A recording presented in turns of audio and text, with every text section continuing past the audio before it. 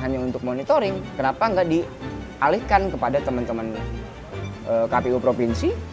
Dan kalaupun misalnya teman-teman KPU pengen melihat langsung ke lapangan, kenapa tidak menggunakan pesawat komersil?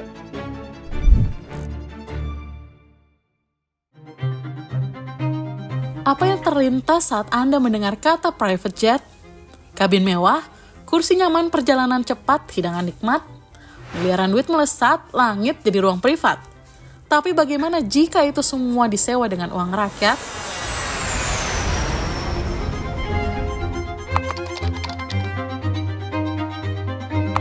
Koalisi masyarakat sipil yang terdiri dari Transparency International Indonesia, Temis Indonesia, dan Tren Asia resmi melaporkan KPU ke Komisi Pemberantasan Korupsi.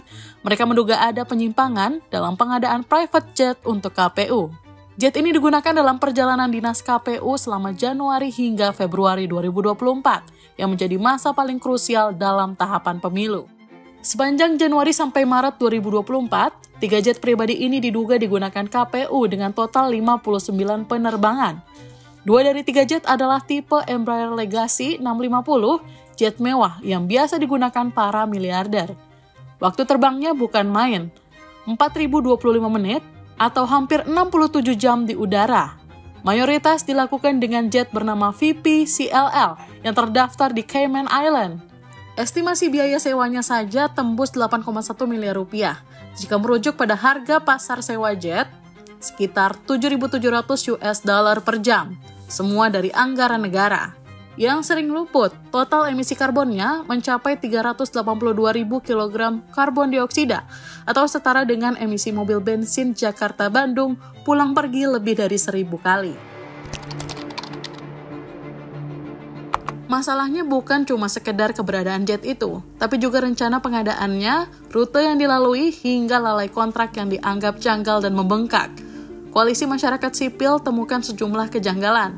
Berdasarkan Sistem Informasi Rencana Umum Pengadaan atau SIRUP Lembaga Kebijakan Pengadaan Barang atau Jasa Pemerintah (LKPP), TII menemukan dengan nama paket belanja sewa dukungan kendaraan distribusi logistik. Mengingat kapasitasnya yang terbatas, dugaan kuat justru jet itu hanya dipakai untuk kegiatan monitoring, bukan untuk distribusi logistik. Apa betul pesawat ini digunakan untuk distribusi begitu ya?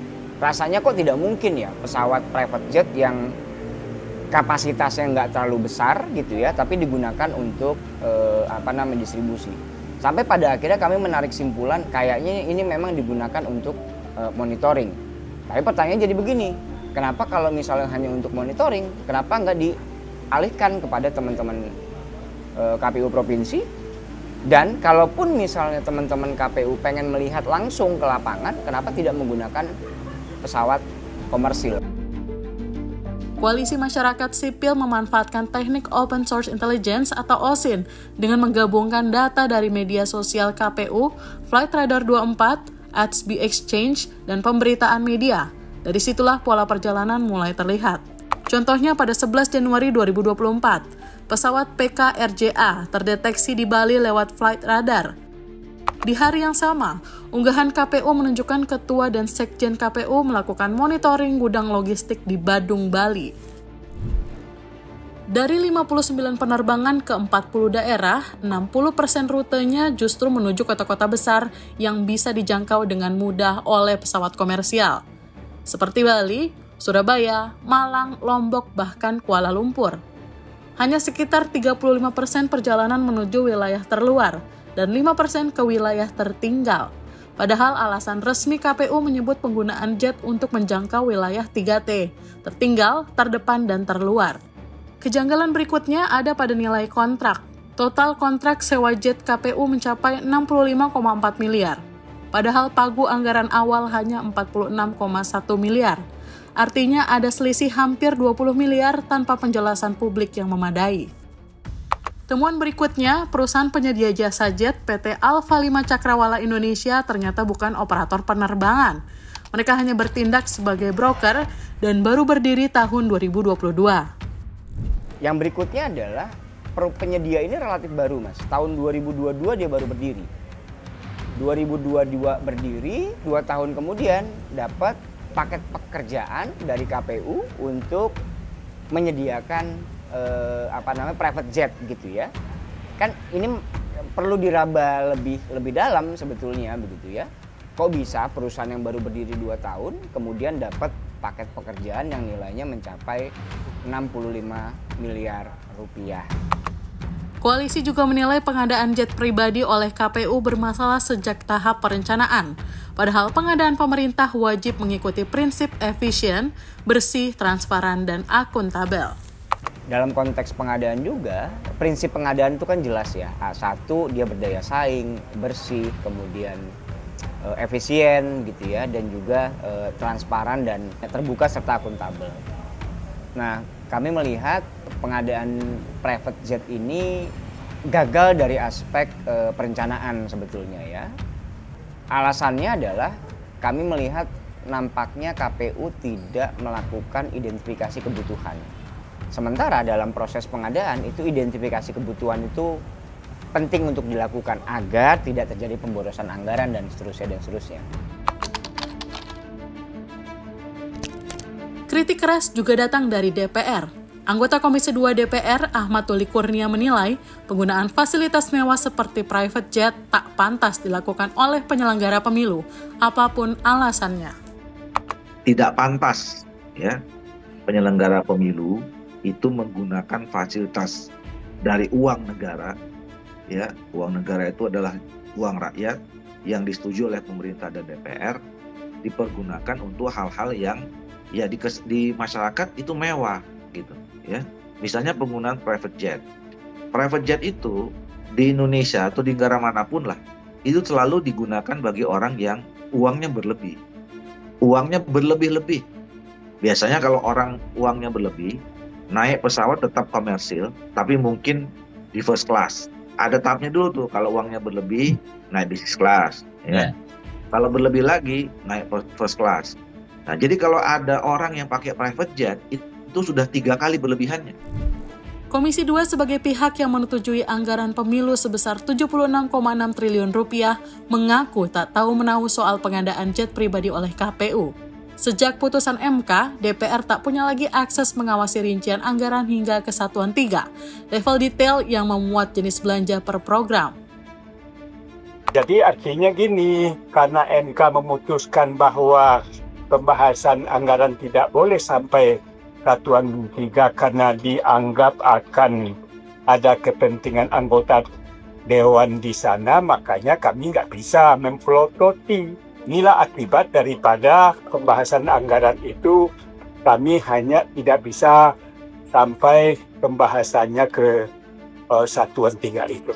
Jadi disinilah para pemakai anggaran bisa bermain dan DPR tidak bisa mengawasi bentuk-bentuk pemanfaatan daripada anggaran itu. Oleh karena itu, melihat euforia yang berkembang pada hari ini, menurut hemat saya, KPK jangan takut dan harus berani secara tuntas untuk memplototi pemanfaatan anggaran yang dipergunakan oleh KPU periode 2019-2024 ini. KPU RI membantah tudingan penggunaan jet pribadi untuk keperluan mewah. Mereka menegaskan jet disewa untuk keperluan inspeksi logistik pemilu. Yang pertama begini ya Mas, situasinya itu kan ketika pengadaan logistik itu kan harus dilakukan kalau sudah ada calon ya. Nah, masa kampanye di pemilu 2024 kemarin itu singkat 75 hari ya. Dibandingkan dengan pemilu 2019 itu durasi waktunya 263 hari. Sehingga itu berpengaruh terhadap proses cetak dan distribusi logistik. Sehingga kami memandang perlu untuk mengambil langkah-langkah operasional strategis untuk memastikan bahwa distribusi logistik itu sampai sesuai dengan sasaran dan juga tepat waktu. Sekjen KPU Bernard Dermawan menyebut jet digunakan untuk sidak atau inspeksi mendadak ke berbagai daerah, terutama di Papua, demi efisiensi waktu. Yang mengklaim dalam satu hari, KPU bisa mengecek hingga 6 provinsi. Kenapa menggunakan pesawat jet? Karena memang dari sisi tempat itu memang waktu Jadi kita kayak di Papua itu sampai 4 atau 5 provinsi itu dalam 1 hari, 6 provinsi itu ngecek. Tapi bukan berarti bahwa selama periode itu seluruh perjalanan dinas menggunakan jet, enggak. Tapi waktu kan Mas, masalah waktu. Misalnya kalau mungkin nggak bisa kita bandingkan dengan perjalanan dinas biasa, karena kalau misalnya kita ke Papua 6 provinsi dalam 1 atau 2 hari itu, 2 hari 1 malam di 6 provinsi itu sampai di puncak di Wamena ya, sampai ke pokok Merauke apa semua itu. Kalau reguler biasa Mas, 1 belum tentu jadwal ada, kedua kan bisa sampai sebulan Mas. Dan memang nggak bisa di-compare itu sih. Kalau di-compare itu ya pasti. KPU juga membantah tudingan markup anggaran. Menurut mereka, angka pagu sebenarnya 60 miliar rupiah dan realisasi pembayaran hanya sekitar 46 miliar rupiah, bukan sebaliknya. Jadi penulisan yang dulu-dulu itu terbalik. Kalau dulu itu kan pagunya 46 dibayar 65, ya kan? Beritanya menuntut balik itu. Pagunya 65 dibayarnya 46. Jadi sebalik.